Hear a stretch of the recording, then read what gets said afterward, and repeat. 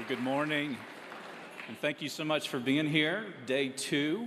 I told you yesterday that I will be sort of your cruise guide. That'll make the irony of that statement you'll get in just a moment. But we're going to have a special visitor that's with us in just a few minutes. But I know that we probably started nibbling or maybe even finished our salads. But before we launch into the whole program, we're gonna have a prayer, and then our first visitor that hustled over from the Senate. So today this morning particularly, we're going to have a little exercise in flexibility because I think we're a lot of flexible exercises this weekend. But when the Senate is working, that's a good thing. And so you're going to hear from roughly 10 senators today throughout the day. But Leader McConnell called a couple of important votes, literally that are kind of starting right now. So we're going to start the program a smidge early. But before we start our program, would you please join me in welcoming Dr. Richard Lee, who's a great friend of Faith and Freedom Coalition, a pastor of a church in North Atlanta, Redeemer Baptist Church. Has been one of the most vocal, steadfast supporters of faith and freedom in not only Georgia, but frankly throughout the Southeast for a long, long time. So Dr. Richard Lee, would you come and lead us in prayer this morning?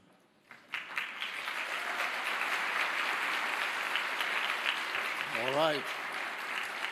Well, would you be good enough to stand where you are as we pray? Now let's pray together. Father in heaven, how we love you and how we're so glad and grateful that we serve the King of Kings and Lord of Lords. There's none like thee, and we come together as your people, bowing our hearts before you today, giving thanks. Lord, one thing we need to pray for, I believe, is we need to pray for all the staff of Faith and Freedom, beginning with Ralph, Lord, Ralph Reed, and all of those others. Lord, strengthen them, help them as this event and their ministry continues to grow beyond leaps and bounds. We know your hand is upon them, so be with them. And Lord, we are grateful once again for the food we're going to receive, and Lord, all that we're going to hear. And may Jesus Christ, the only Lord and Savior, be uplifted. In his name we pray, amen. You may be seated.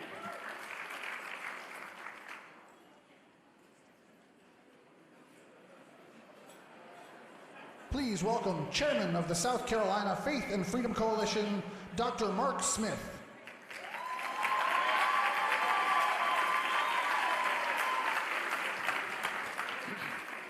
Are you ready for a great day?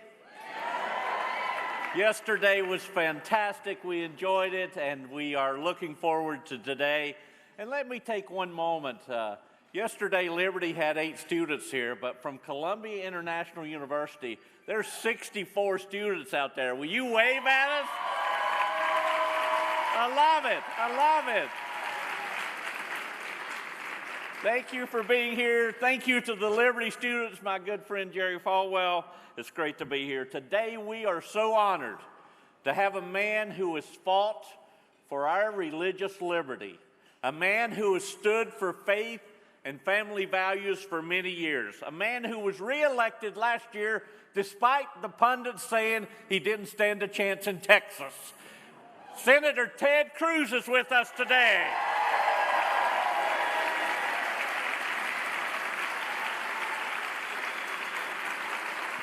Senator Ted Cruz stood against Obamacare.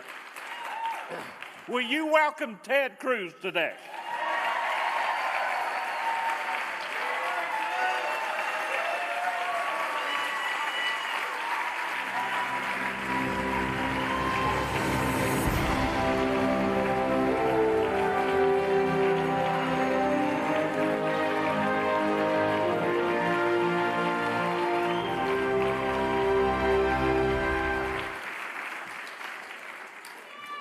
God bless the United States of America. What a blessing it is to be with you today. What a blessing it is to be with men and women committed to defending our nation, committed to defending our Constitution, committed to defending the principles upon which the United States of America was founded. This is a time of consequence. This is a time where the fate of the nation is being debated.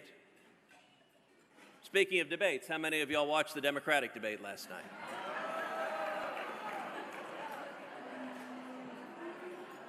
I thought I'd turned on Comedy Central.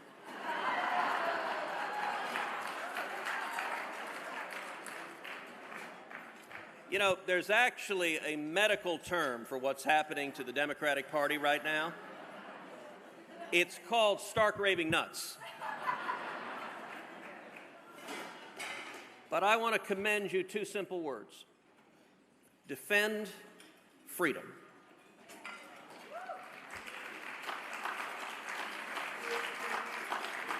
Now let's talk about freedom. Let's talk about economic freedom. The last 2.5 years, we saw an historic tax cut. We've repealed job-killing regulations, and what's happening in the economy? We've got the lowest unemployment in 50 years. We have the lowest African-American unemployment ever recorded.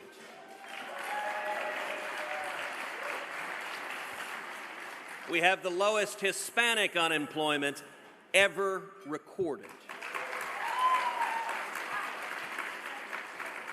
And the lowest youth unemployment in 70 years. It's for a very simple reason. Freedom works. If you want jobs, if you want higher wages, you want small businesses growing, expanding, hiring. And what is the Democrat solution last night? Higher taxes.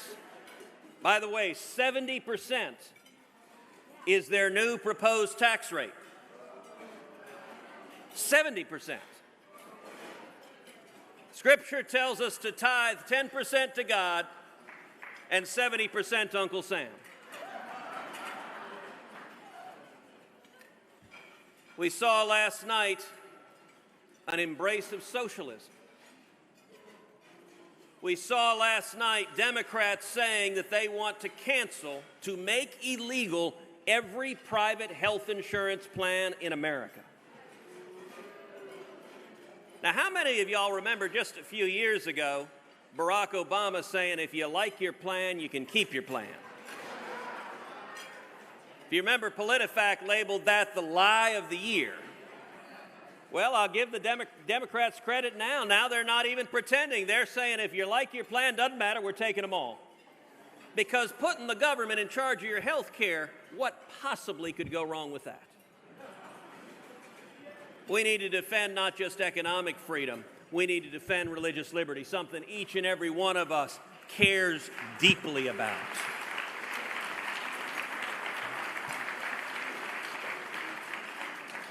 Now, we've seen in the last 2.5 years the president nominating and the Senate confirming 123 new federal judges.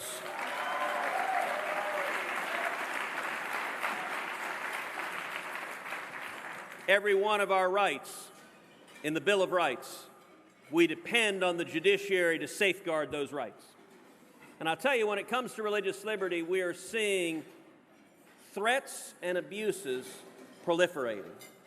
I'll give just one example, a recent example. Yale Law School, just a few months ago, announced a new policy.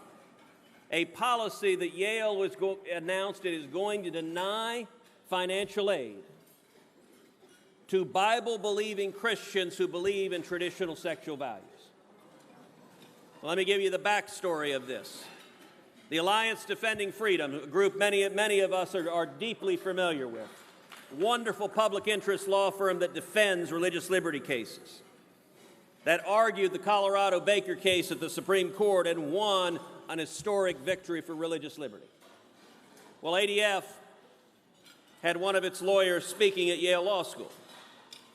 And so the LGBT group at Yale, named Outlaws, which I have to admit is kind of a clever name, well, they did what leftists do. They protested.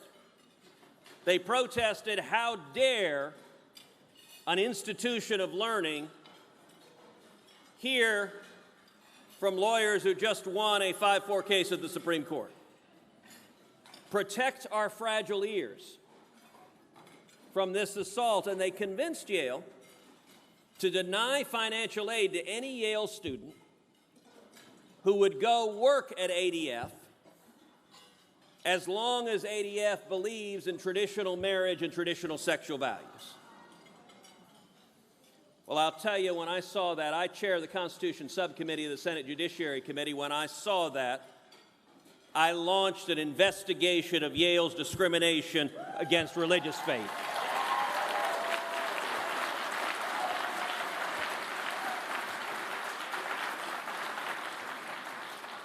Yale receives every year hundreds of millions of dollars of federal taxpayer dollars.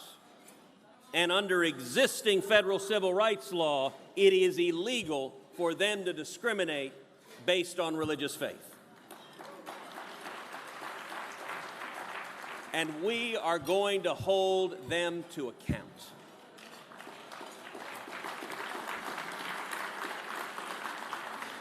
Defend freedom. We need to defend freedom of speech. Just a couple of months ago, I chaired a hearing on big tech bias and political censorship, the effort of social media companies to silence the men and women in this room. You know, we had witnesses from Facebook and Twitter there. I asked the witness from Twitter, I put up a tweet that had been sent out by the Susan B. Anthony list. It had a picture of Mother Teresa, and the tweet had a quote from Mother Teresa that said, "Abortion is profoundly anti-woman." Twitter censored that tweet. They blocked that tweet. Ultimately, they let it go through, but they initially blocked it. So I asked the representative from Twitter. I said, is it Twitter's position, is Mother Teresa hate speech? Well, the first answer from Twitter was, well, it depends on what the context is. I said, look, context is 140 characters or less. You're looking at the whole tweet. There's nothing more. This is it. They refused to answer. We are seeing a pattern of big tech silencing, stifling conservative views, pro-life views, pro-Israel views. And let me say, that is dangerous. I can tell you, in the Senate, I am going to continue shining a light to defend our free speech, and we are not going to let big tech silence the men and women in this room.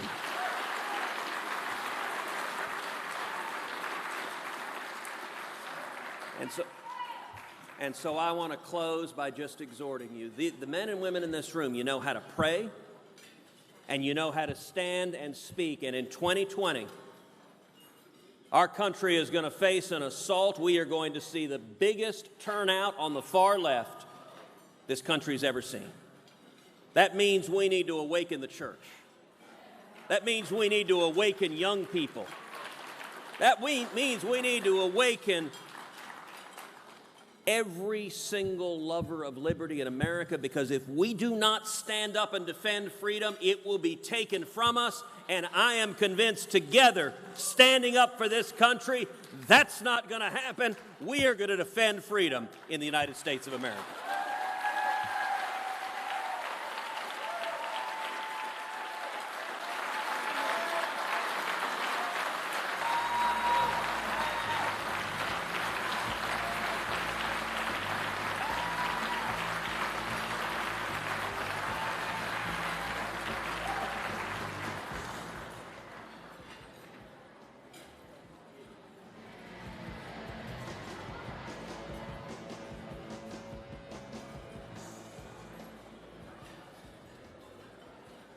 It's nice to know that you have a champion voice in the United States Senate, isn't it? Ted Cruz. Thank you so much, Senator Cruz, for being with us and for everything that you do. As you now are receiving, so we're having our entrees brought out to us, so y'all enjoy your lunch here for a few minutes. And our next visitor, again, is coming from the Hill. He's actually en route. So we should get back rolling with you in maybe roughly 10 minutes, 12 minutes, something like that. So enjoy it and visit with each other, and we'll see you in just a few. Thanks.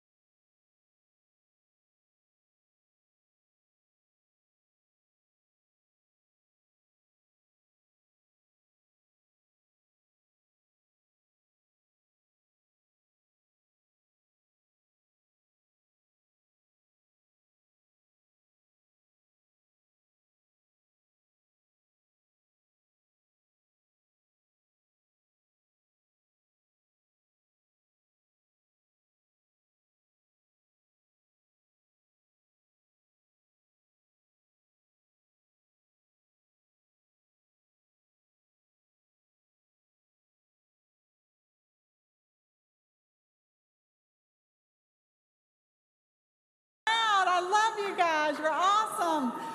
So today I have the distinct pleasure of introducing one of my senators from the state of Georgia. Senator David Perdue is a worker.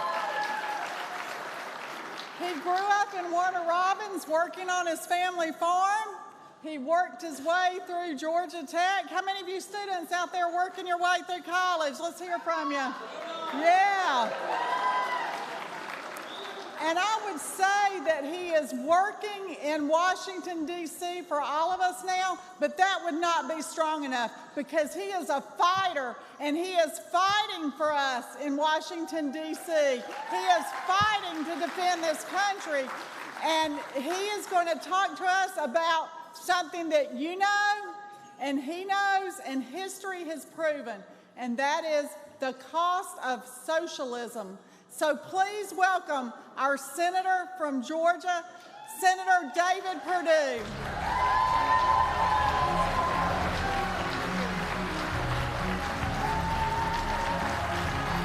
No, Sam, thank you. Thank you. Thank you.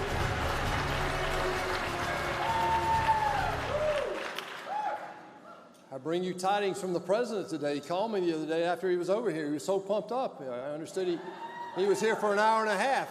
He bet me I couldn't talk longer than an hour and a half. So sit back, guys. We're going to have a little fun this afternoon. It is truly an honor, in all seriousness, for me to be here today. I want to thank Ralph Reed and the whole team at Faith and Freedom for all the good work that Faith and Freedom does in my home state of Georgia and indeed around the country. As a matter of fact, I think we have a few Georgians here again this year, don't we?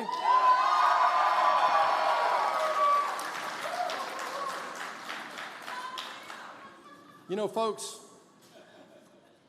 unfortunately, what I have to talk about today is very serious. We should all agree today that we're in an ideological war for the future of our way of life here in America. It's just that simple. Democrats want to convert America to a socialist state. Winston Churchill once said that the problem with capitalism is it's the imperfect distribution of prosperity. The problem with socialism is the perfect distribution of misery. However, this socialism talk didn't just start with Bernie Sanders or Elizabeth Warren. Over the past 100 years, America has been on a slow slide towards socialism. In that time, we've had 4 political supermajorities, all Democrat. Republicans have never had a supermajority since the Senate began to be elected in 1913. Those supermajorities gave us the New Deal, the Great Society, Obamacare, and Dodd-Frank. And I'm just a business guy, but I can put at the feet of those supermajorities most of the responsibility of this current financial catastrophe. And the irony is that these big, sweeping federal programs have all failed the very people that the Democrats claim to champion, the working poor and the working men and women of America. Let me give you a couple of examples. The poverty rate today is the same as it was in 1965 when the Great Society's war on poverty was initiated. Same, exact same. In 1975, before the Department of Education was created, our 14-year-olds were #1 in the world in math, science, and reading. And yet today, decades later, after spending trillions of dollars from this top-down plan, we're 38th in math, 24th in science, and indeed 24th in reading. We can do better than that.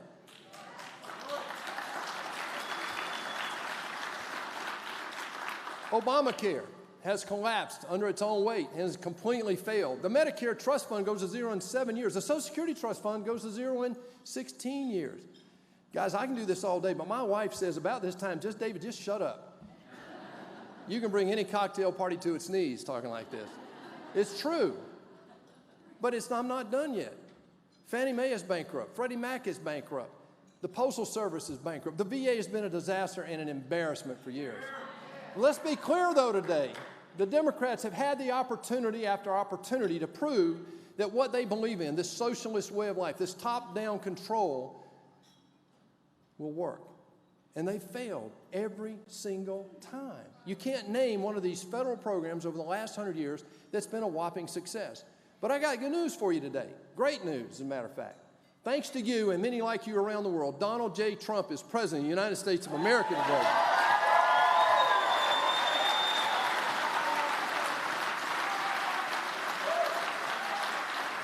He has a vision. He didn't come from the bubble here in Washington. He's an outsider like I am. This guy's focused on getting results, guys. After 8 years of the lowest economic growth in U.S. history under Barack Obama, President Trump said that job one was to grow the economy. I was honored to be in a small group in the White House 2 weeks after President Trump was inaugurated to determine the agenda for the first 2 years. We agreed to focus on regulation, energy, taxes, and Dodd-Frank. And guess what? The president went to work and made it happen, guys. In President Trump's first 2 years, you know, we talk about the shining object of the Democrats all the time. Listen to this. In the first 2 years under President Trump's leadership, right away, we reversed over 2,000 regulations. We unleashed America's energy potential and became the world's largest provider of natural gas and oil in the world.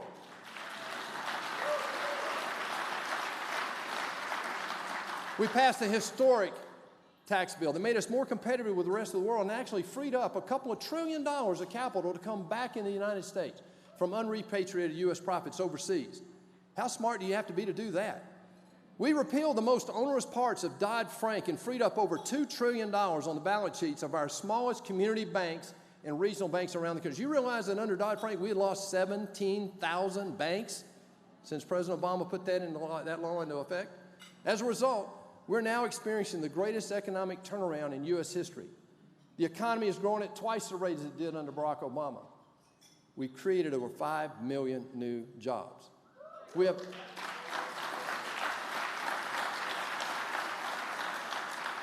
one I'm proud of is that wages are moving again after a decade. We have the highest middle-class income in U.S. history right now today. The lowest unemployment in 50 years, the lowest African-American, Asian, and Hispanic unemployment ever measured. Have you ever been told that by this national media? No, you're not told that. You know what? President Trump, as an outsider, the most important thing is to keep his promises to him. He has a list of things that he promised he would do. This guy he's meeting his promise and doing exactly what he said he would do.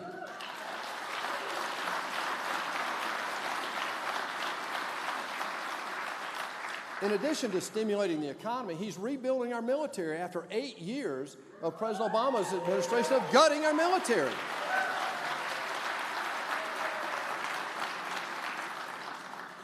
And how long did it take for an American president to stand up for Americans first?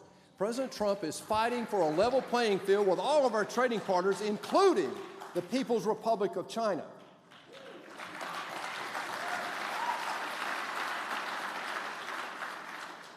President Trump's good at a lot of things, but one thing he's really good at is making things very clear.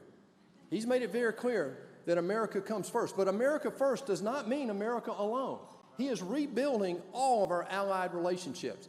He's getting our NATO allies to pay their fair share for their own defense, the first time since World War II.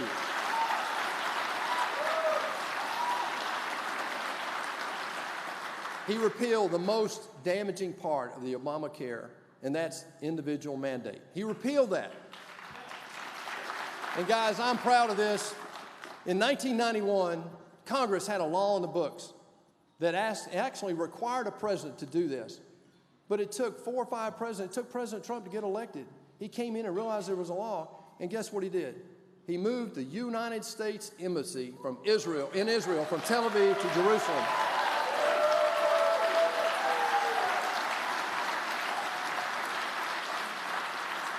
He said he would drain the swamp. Remember that? He said he would drain the swamp. Guess what? As I stand here today, 4,300 people have been removed from the VA for not doing their jobs, guys. 4,300 people. And we're not done there. We have another bill that would allow all the other agencies to do the same thing. Imagine that. You have to have an act of Congress to fire people.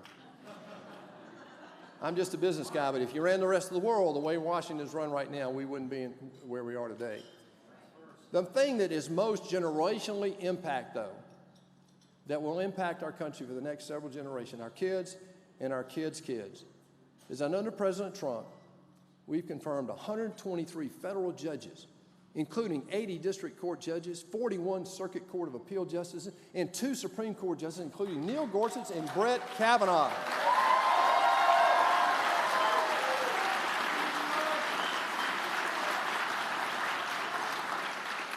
I came to Washington to try to help change the direction of the country, but we needed somebody like President Trump to break some eggs up here and actually get it done, guys.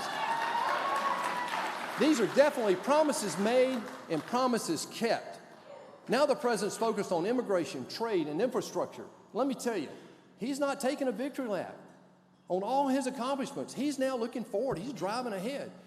He calls me early in the morning, calls late at night. I spend time with him in the White House. You know, sometimes he's exhausting, guys. I mean, but he works. He works, and he cares about people in America. Isn't it great to have somebody in the White House who is actually focused on getting results?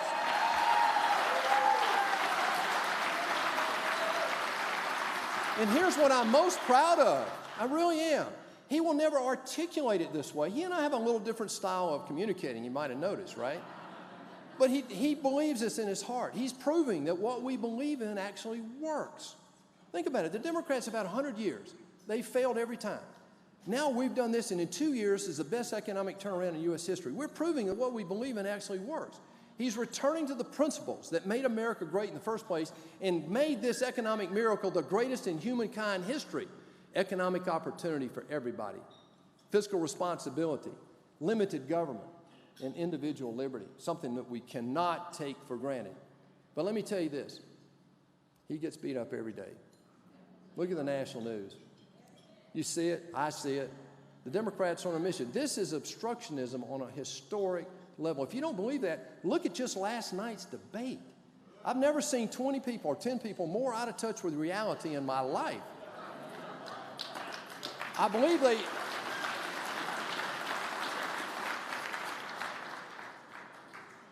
But we have to wake up to this. I never thought in my lifetime I'd be standing here having to defend capitalism, but I have to tell you this. Our way of life is in jeopardy. I never thought I'd be sitting here talking about capitalism versus socialism. I didn't ask for this fight, but like you, I'm up for it. This is our time. If we don't do it, who will? If we don't do it now, when will we do it? Radical Democrats are telling the world, you know, I believe in George Patton. I read your book, you know, I read your book. They believe socialism is better than capitalism. They're not going to say the word socialism, but everything they're talking about is indeed that. They believe in a single-party system. They believe in open borders. They believe they want effectively to legalize infanticide. I mean, would you have ever imagined in a lifetime we'd be here, sitting here having a party condone that? They want to abolish ICE. They want illegal immigrants and felons to have the right to vote. They want to give an annual wage to anyone who is either unable or unwilling to work. Really? They want to increase taxes, obviously. They want socialized medicine. That's failed everywhere in the world, including Bernie Sanders' own home state, guys. It failed. They want the Green New Deal, the modern monetary theory. These aren't minor changes, folks. These are radical proposals that would bring socialism to the United States in 2 years. That's why today's new Democratic Socialist Party wants to perpetrate on America. Why? Because they can't talk about their results. They can't talk about their big programs. They have to talk about a new way. Well, we've got a good way. It's been proven over 230 years if we'll pay attention to it. But if the Democrats win the White House, take the majority in the Senate, and keep the House, they'll take our country down a destructive road to socialism and a one-party political system. You have to listen to what they're actually saying. They're saying they would end the filibuster rule in the United States Senate, and that would allow them to actually do some of these things. They want to add seats to the Supreme Court. You can imagine what they would do with that.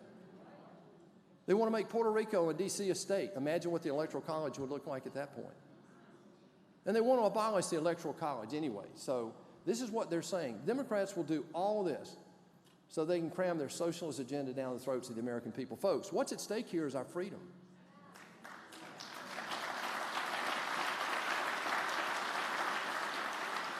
They want a single-party system in America, just like Russia did in 1917, Germany in 1933, Cuba in 1959, and Venezuela later in the 20th century. How'd that all work out? Really? Each of these attempts for state control and power have failed and led to failed states every single time. You and I just cannot let this radical left take our country down that road to socialism. The only thing standing in their way right now is you and me. I'm so grateful that you come to things like this because that's how we stand up to these guys. This is bigger than me, though. It's bigger than you. It's even bigger than the President of the United States. This is about the future of our country and the future of our children and our children's children.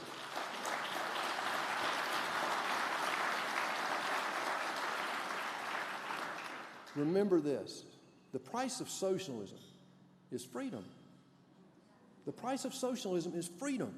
The price of socialism is freedom. You have to make sure that we tell our kids and our kids' kids and everybody that we know the price of socialism is freedom. And listen to what Ronald Reagan said. Ronald Reagan even reminded us, freedom is never more than one generation away from extinction. We don't pass it down in the bloodstream. It's got to be passed, it's got to be fought for, protected, and passed on so they can do the same thing. Or one day, in our sunset years, we'll be telling our children and our children's children what it was once like in America when women and men were free. Folks, that can't happen. You and I have to ensure that socialism never comes to America. God bless you. Thank you for being here. God bless America. Thank you.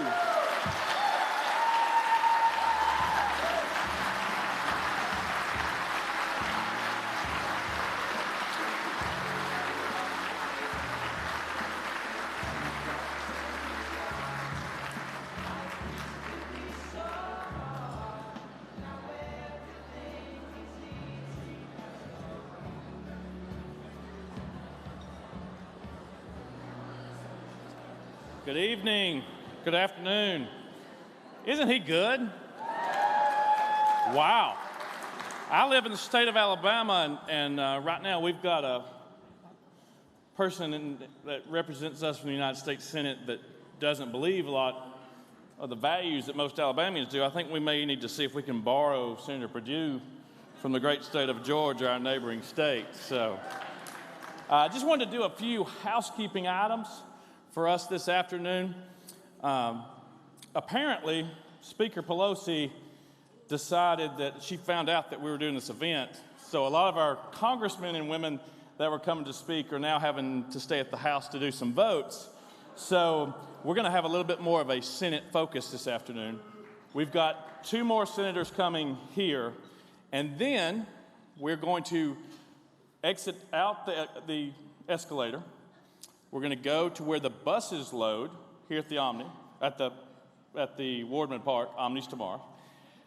We're going to take 5 buses over to Capitol Hill.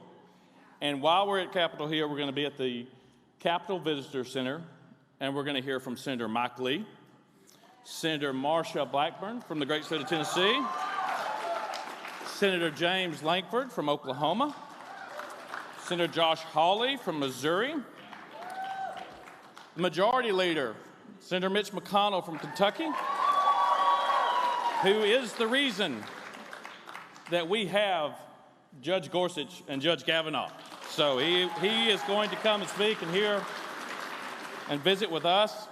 And then finally, we are going to get a congressman today. Congressman Mark Meadows is going to join us as well. So again, once we've got 2 more senators lined up here, and they're going to do a great job. And after that, we're going to go down the escalator. We'll board our buses. If you don't want to ride the bus, you want to go down and take the metro, you can take the metro straight to the Capitol exit stops on the metro, or you can take an Uber. But we'll have buses, charter buses that we're going to cram full, and they'll drive and drop you off on First Street right at the U.S. Capitol. So thank you for being here.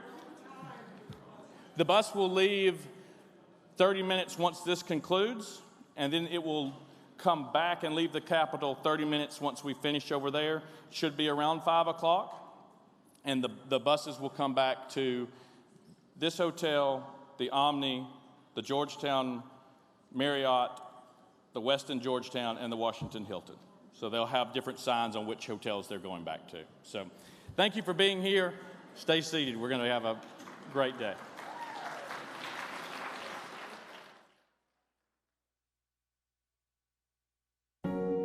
You know, the reality is American culture has turned into what Stephen L. Carter once called the culture of disbelief.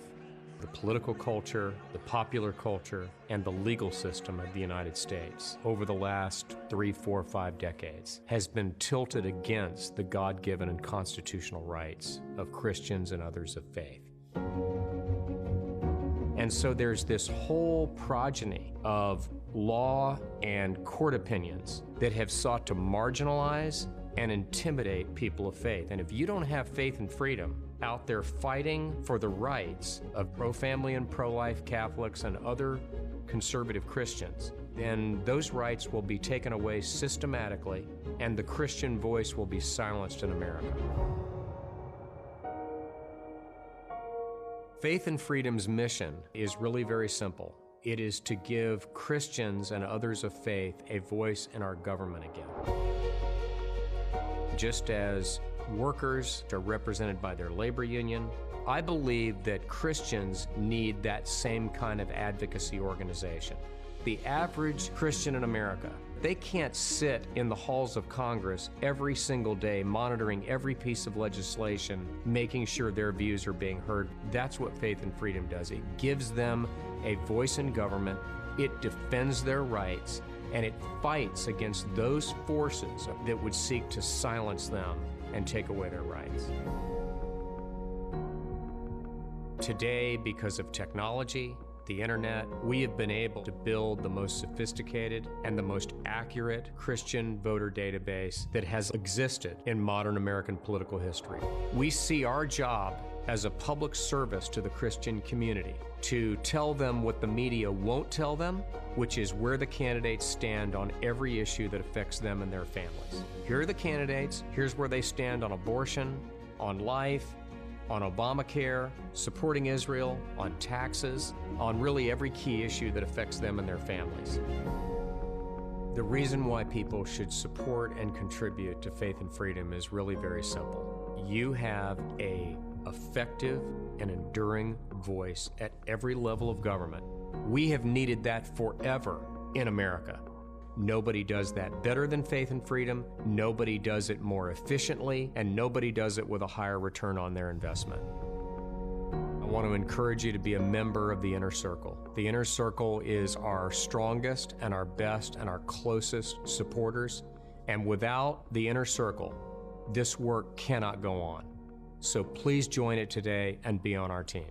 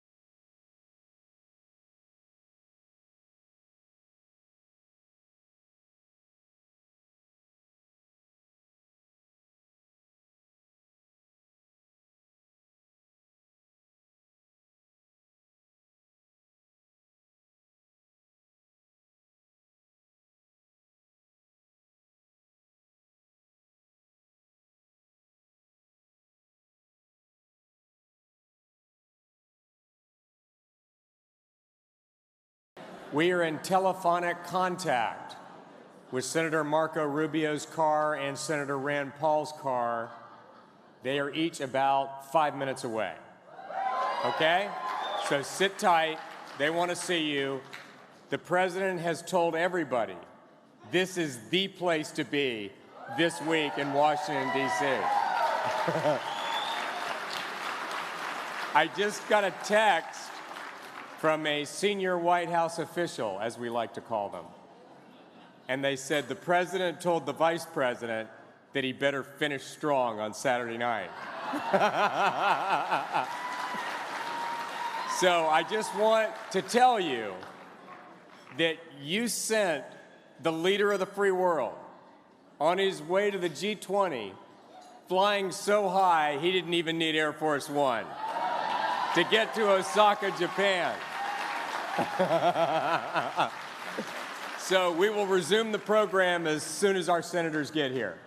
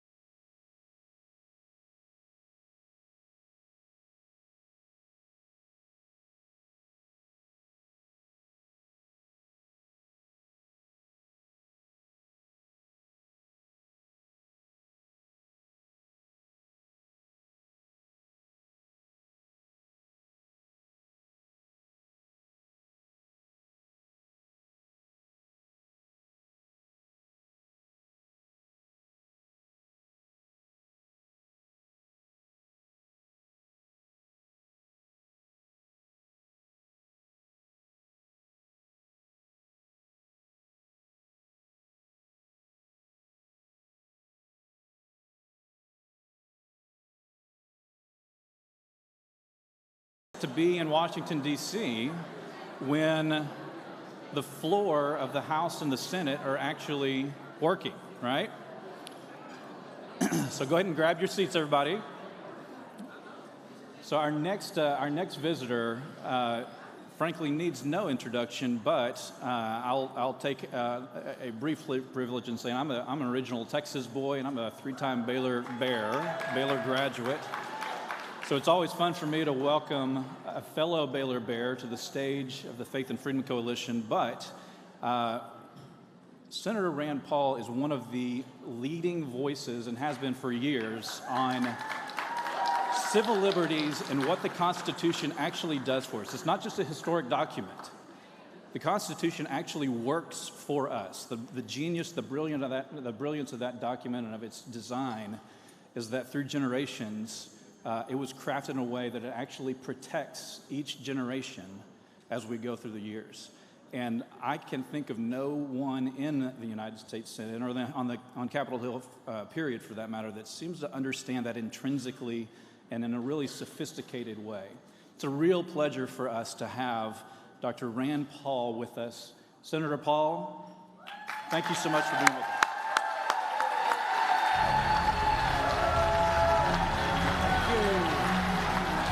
Thank you. Thank you. Thank you. Thank you. Thank you. Thank you. What a great crowd. They told me America's finest and best were here. Now I believe it.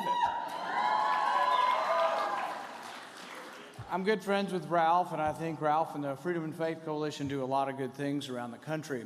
I like even the title of it, Faith and Freedom. I think you have to have both. I think you can't have faith without freely choosing faith. And I think you can't have freedom really without having people of faith. Our founding fathers put it this way. They said that a free people or a democratic people required virtue. That's the way Washington put it. A knowledge of right and wrong, a knowledge that there are things that are right and wrong.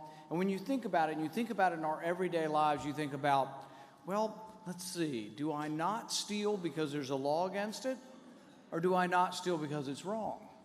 Think about it. I mean, what would the country be like if no one knew right and wrong and everybody was hooligans? You couldn't have enough police. You couldn't have enough law. So really it is about having a virtuous people.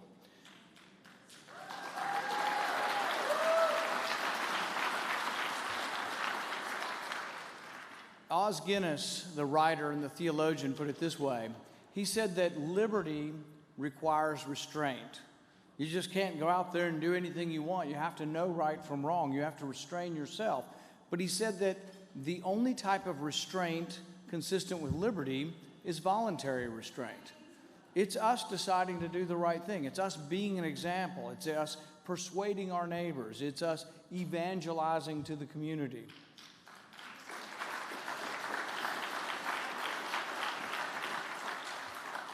Since I was a kid, I've been part of the pro-life community. My dad's an OB, I'm an ophthalmologist. In my training, I refused to participate in abortions, would never commit an abortion.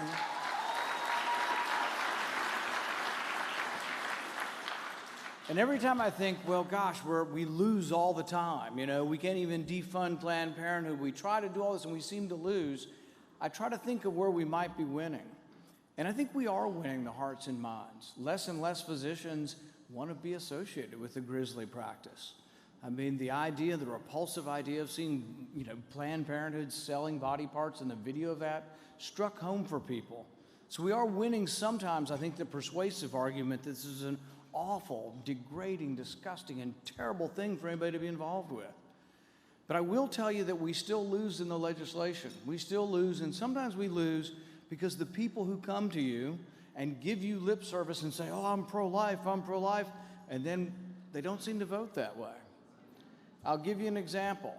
Last year, I tried to attach to a spending bill a prohibition to have any money spent by Planned Parenthood. You know what happened? They sat me down, and one of the senior Republican senators said, we cannot have the vote today. And I said, why? He said, we might win. I'm not kidding you. This is a senior Republican sitting next to me on the floor of the Senate saying, we're not going to vote to defund Planned Parenthood because we might win. And I said, what does this mean? I said, does this mean that passing your spending bill, getting the Democrats to vote for your spending bill is more important than life? And he just smiled. See, that's what the thing is. You have Republicans that are more concerned with spending money than protecting the unborn.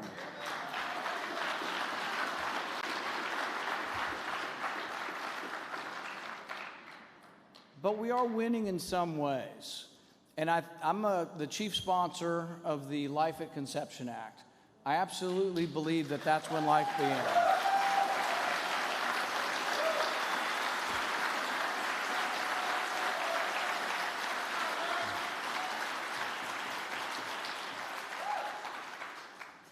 But I also think that when the other side comes back at us and they think it's really easy to talk about, oh, abortion when you can't see the baby. But what we need to come back and ask them is a very simple question.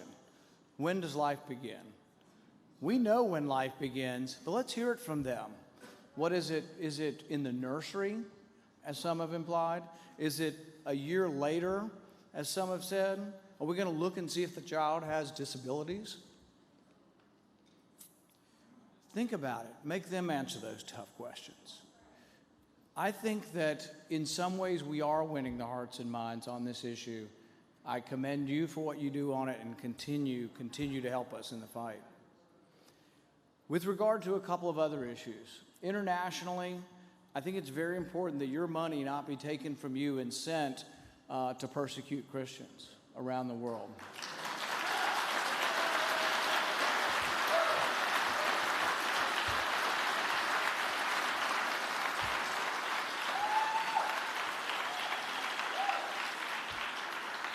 Now, while I'm a big defender of the president, I'm personal friends with him, we get along great, we don't always agree. And one of my disagreements is this.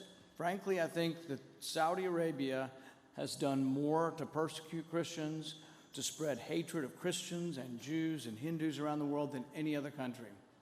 I don't think they deserve our arms. I don't think they should have nuclear technology. I think it's a big, big mistake to say, oh, you can do whatever you want, including chopping up a dissident with a bone saw, and we will continue to sell our weapons to you. Saudis have spent $100 billion around the world developing these madrasas by the tens of thousands. One madrasa in Pakistan that the Saudis support, 80% of the young boys who come out of this religious school join the Taliban to fight against Americans. We shouldn't be giving the Saudis one penny and one bit of our arms till they change their ways.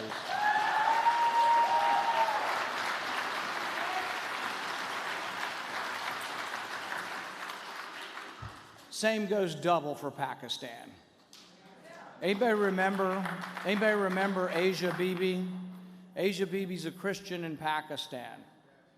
There aren't many Christians left. Less than 1% of Pakistanis are Christians. She was arrested for wanting to draw water from a well in a Muslim village when the Muslim women began chanting, "Death to the Christian." They began stoning her and beating her with sticks. She was relieved when the police came because she thought, they've come to rescue me. She was accused, though, by the women of blasphemy against Islam, and she was put in jail. She was put on death row. She's been in prison for 8 years. We have fought for her freedom. I have fought to not give Pakistan any money until she's released. We fought to ask the president to give her asylum in our country, and I'm proud to remind you that Asia Bibi is now free and living in Canada and has escaped.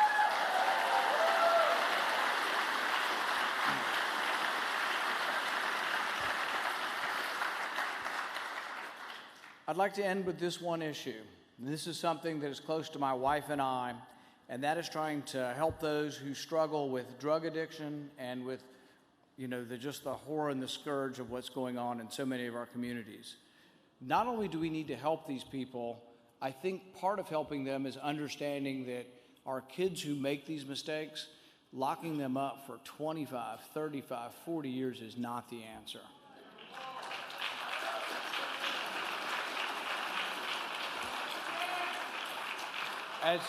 As Christians, we believe in redemption. We believe in second chances. We believe that as a fundamental part of our religion, that no one's beyond hope, that no one's beyond being saved.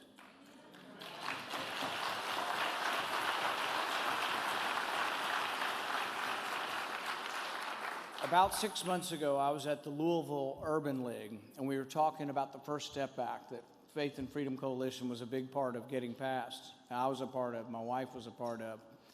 And I was lobbying to try to get the leadership to let us have a vote. And so I was lobbying publicly through the television to the other senator from my state, please let us have a vote. And we had the vote, and the first person to be let out of prison was a man named Matthew Charles. I met him.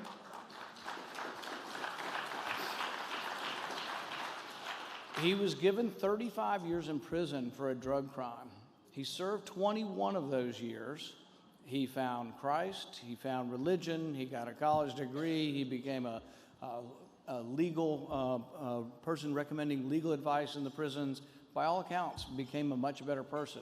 He was let out for 2 years because the judge said you've served your time. Another judge came back and said, no, you got to go back to jail for 14 more years. This spring, when I'm at the Louisville Urban League talking to the cameras, he's in prison watching it on the prison television. And when I met him afterwards, he says, when I saw you say that it was going to be retroactive because his crime was committed in the 90s, I thought for the first chance, if this thing passes, maybe I'll get out of jail. So my wife and I have met him. He seems like a guy who, really wants a second chance in life and does deserve it. There have been problems with our drug laws. He's an African American, and he was convicted for a type of drug that most white Americans have not been using, but the criminal penalties were 100 times worse for the type of cocaine he had as opposed to what a lot of whites use. So a white person could have used the same amount of cocaine and gotten 6 months in prison or probation, and he got 35 years. This has been wrong since the very beginning. The law should treat everybody equally.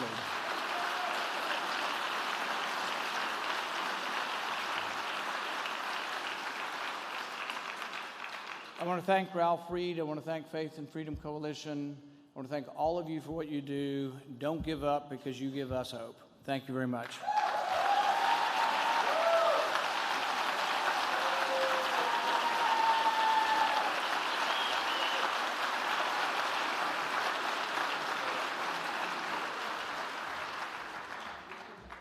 Isn't he great?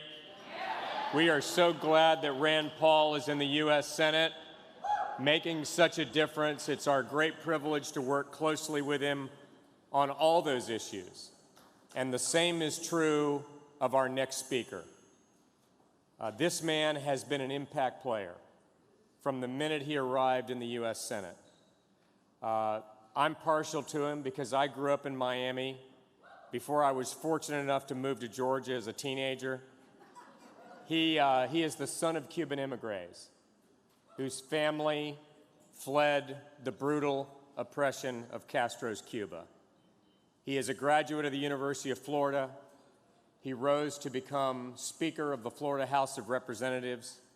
And in 2010, he took on not only the left and the media, but he took on the establishment of his own party to seek the Republican nomination for U.S. Senate against the then incumbent governor of Florida, Charlie Crist. And I remember a good friend of mine, a guy named Dennis Baxley, who had served in the House with our next speaker. And he called me up and he said, Ralph, I know this guy. I was his roommate. I was his prayer partner. I'm telling you, he's not only going to win this nomination, he's going to the U.S. Senate, and he's going to be a big national star. And I said, Dennis, he has no chance whatsoever. He's running against the incumbent governor of the state. The National Republican Senatorial Committee has already endorsed him. Charlie's got $6 million, and he's got a couple of $100,000. And he said, I want you to come down here and listen to him give a speech, and after you hear him, tell me what you think. So I went down there. He was speaking to a Republican women's club in Orlando, Florida. I'll never forget this as long as I live. I sat in the back of the room, and Marco spoke for about 30 minutes, told his story, said why he was running, said why they should get behind him even though the Washington establishment wasn't for him. And when he was done, I walked up to him, I wrote him a maximum check, and I said, I don't even care if you win. You're one of the greatest talents and one of the best men I've ever seen in politics, and I am supporting you. He not only won that race, he drove Charlie Crist out of the Republican Party. And today he's a liberal Democrat. He was critical in getting the child tax credit passed in the president's tax cut. He was critical in getting criminal justice reform passed in the Senate. He is helping to lead the way on U.S. foreign policy in Cuba and Venezuela and Cuba and other countries in Latin America. This is a dear friend of faith and of freedom of this organization and of this great country. Please welcome to the stage again, Senator Marco Rubio of the state of Florida.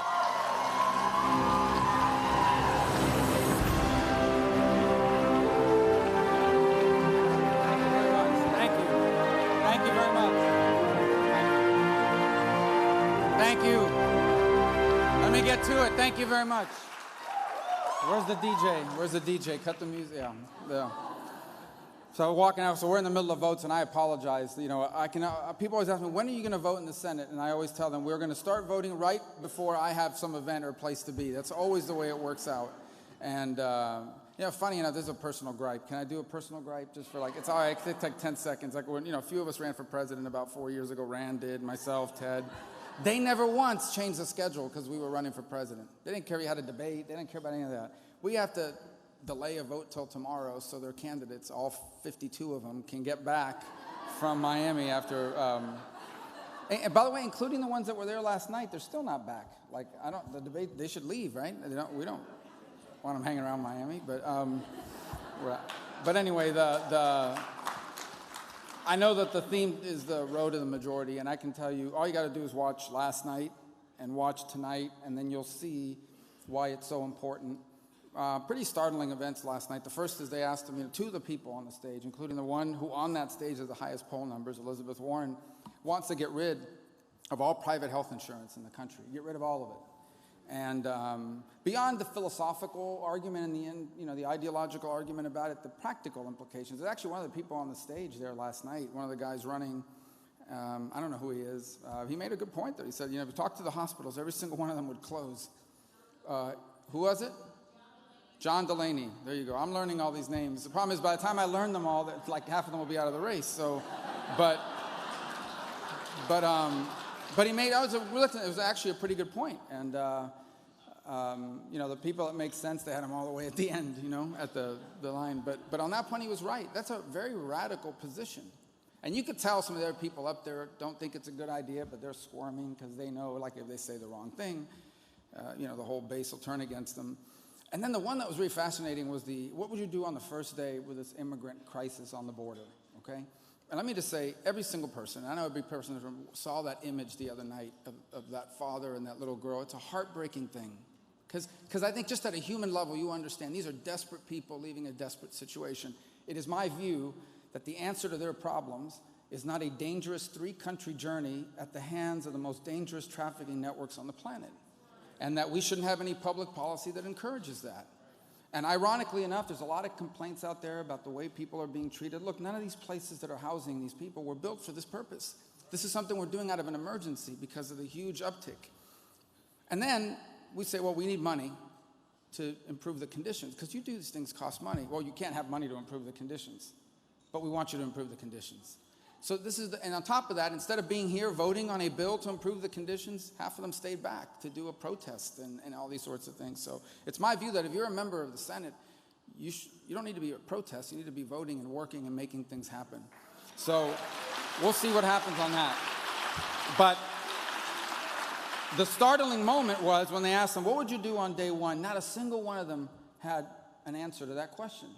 Not one of them had an answer for what they would do to stem this tide. That's bad for the people coming. It's bad for the countries they're leaving from. It's bad for Mexico, and it's certainly something we cannot sustain.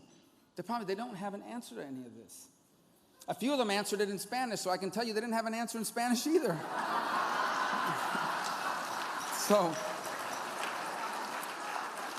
And I think one of them, he tried, Cory Booker, people keep saying Booker spoke in Spanish. It sounded more like Portuguese, to be honest with you. But anyway, so it was good. So you got to watch it, and you'll understand what's at stake here in the Senate races, certainly for the White House. It's critically important because it's a pivot moment in our history, and for reasons that perhaps you don't fully understand, I got to be quick. I'm going to try to give you the Reader's Digest version of it. American politics since the end of the Second World War has been guided by sort of a national consensus. Some of them people are to the left of that consensus, some to the right, but a general consensus that global trade and economics was generally good, that our alliances overseas were important, and that there were certain cultural and societal norms infused by Judeo-Christian principles that by and large were not just mainstream and morally right, but good for the country. That consensus after 70 years has been shattered, and we have a debate on every single one of them. And if you are a conservative, you seek to conserve the things that are good and right about our country. But you try to apply them to the challenges of the moment. All three of those are being challenged by both the left and the right, by the way. On the issue of our economics, we need to wake up to the reality that we're no longer engaged in competitions between American companies and Chinese companies. We're in a national competition. I'll give you a perfect example, okay? People talk about Huawei. Let me give you a better, probably more startling one. The Chinese have a rail car company. They build railroads and mass transit systems. And you look at every community in America that's trying to build one of these, and they're the bidder, and they're going to probably win most of those bids. They're the cheapest one. Why are they the cheapest one? Because the Chinese government is funding them, giving them easy credit, plus telling them, don't worry about competition in China. You've got this market cornered. So they have a monopoly in the largest, most populous country in the world, and government support at extraordinary levels. They can come in and undercut our businesses. And some people will say, well, that's a good thing. That means we're going to be paying less. No, it's not a good thing. I'll tell you why it's not a good thing. Because it's going to wipe out all the American companies that do that work.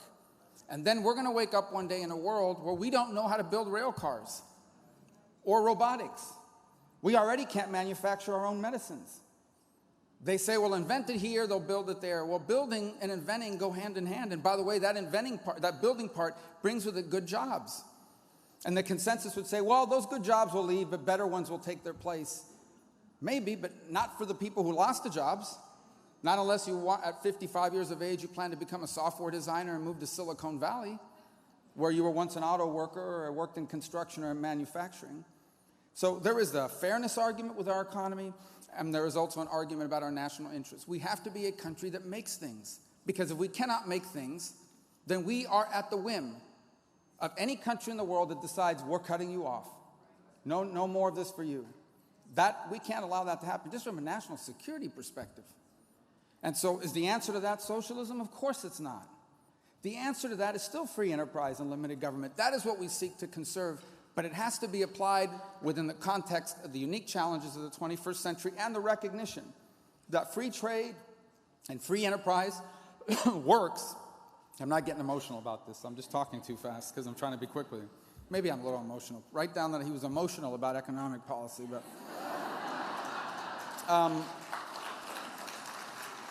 but I say this to you because it has to be within the context of the fact that free enterprise works, but it also depends on free enterprise from both sides. If one side is cheating and one side is not, that's not free enterprise, that's cheating.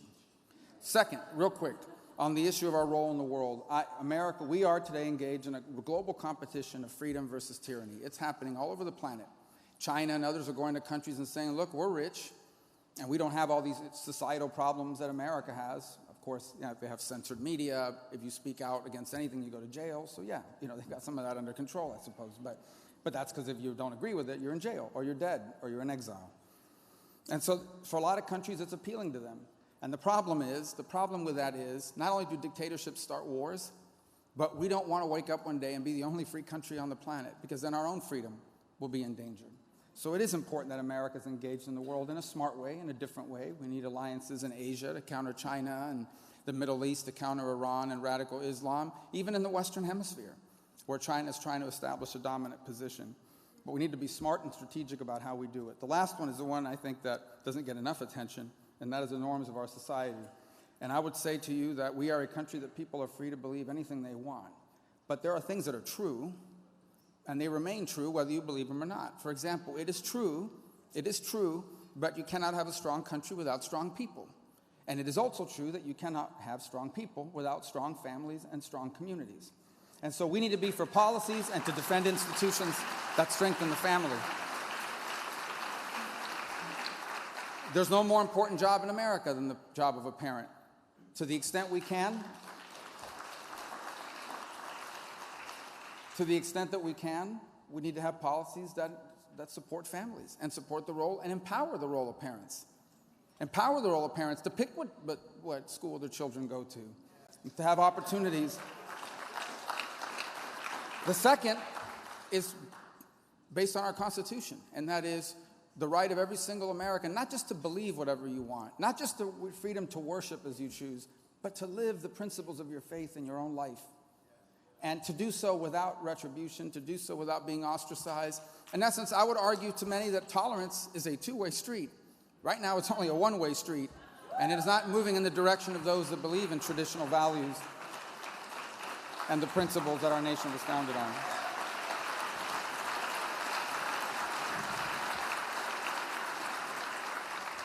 Anybody here been censored by YouTube or Twitter yet? Yeah. Have you really? Oh, I've tried so hard. But I'm kidding, I haven't. I haven't really tried that hard, but anyway, so here, I'll wrap up with this. A lot of people would look at these changes and be really distressed by them. And I would say to you, let me tell you, change is always happening. Always. In fact, if there's one thing history teaches us is that every generation thinks the next generation is really messed up. I mean, that's just true. But I'm not saying we don't have real challenges that need to be confronted. I am optimistic. I believe America's going to be okay, but not just because we wish it to be. There are things we're going to have to do. And what we're going to have to do is what our parents and the generations that preceded us did. And that's confront our challenges. And that's embrace our opportunities. And that's do the things that need to be done. And it's going to take some time. But we're in the middle of doing it, and you're a big part of that. And it begins by electing the right people. Because in the realm of public policy, it comes down to, more often than not, do you have the number of votes or not to pass something? Today, the Supreme Court of the United States, for the first time, I believe, certainly in 25 years, has a majority of people who believe that the Constitution should be applied as it was originally intended, not the way, whatever it is you want it to mean, because of you.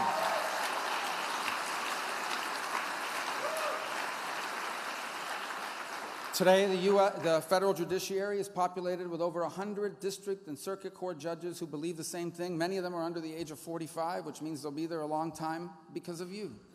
Today, America's economy is more competitive because of tax cuts made possible because of you.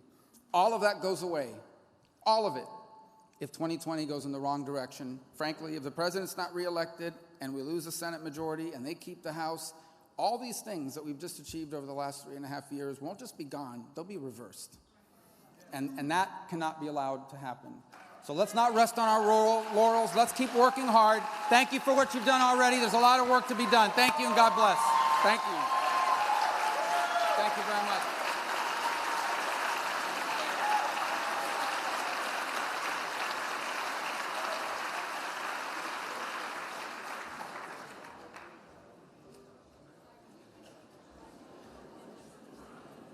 Anybody ready for dinner? I'm kidding. So far so good. Once again, exercises in flexibility. That you got to meet your neighbors a little bit more than you'd maybe planned to when you walked in. Isn't it encouraging to hear from Senator Rubio, from Senator Cruz, from Senator Paul, from Senator Perdue? And as somebody that, a lot of us either know these people personally or work with them quite a bit professionally, their staffs, this stuff is real, I mean, these aren't platitudes. These aren't, the reason why we reach out and work with and invite people like you just heard from to participate in this program is individually for you to hear all of their voices, but also collectively for you to see the pattern emerge over the course of 3 or 4 days. That these voices and these values are carried strongly in the halls of Congress and now in the White House and administrative offices. So, with that said, the struggle is real. So, the reason why we had to improvise today is because of voting schedules in the Senate and in the House. The House is still voting, even as we speak. So we had a couple of people that were actually officiating over those votes that were going to be here in the last hour or so, who are still on the Hill, literally working and presiding over votes. But yet again, this is a cool opportunity. It seems like this something like this happens every year. That as we head to the Hill for our legislative day, our congressional town hall, as we call it, there's something ripe, something pressing, sometimes even the day that we go to the Hill, and today is no different. That as we head to the congressional town hall, it should be in your programs, but the room itself is called the CVC Auditorium, so it's in the Congressional Visitor Center, CVC. Congressional Visitor Center is exactly across the street from the Supreme Court and the Library of Congress. The entrance, so we have, I believe, 5, maybe 6, but I think 5 buses that are downstairs. As you exit, if you can just go right down the escalator, there obviously are stairs available, and just head to there's a bus kind of circular drive just at the base of these steps. So we'll have those 5 buses that'll kind of be leaving in a staggered way. Or if you are interested in just grabbing an Uber or a cab or whatever, if you brought a bicycle, start hiking it. But the Congressional Visitor Center Auditorium will start at 3 o'clock. And if you recognize the name Senator Mike Lee, will actually kick us off over there. So 3 o'clock, CVC Auditorium, and we'll pick it up from there. God bless you. We'll see you in just about an hour and a half or so. And I'm a bad boy, 'cause I don't even miss her. I'm a bad boy for breaking her heart. And I'm free,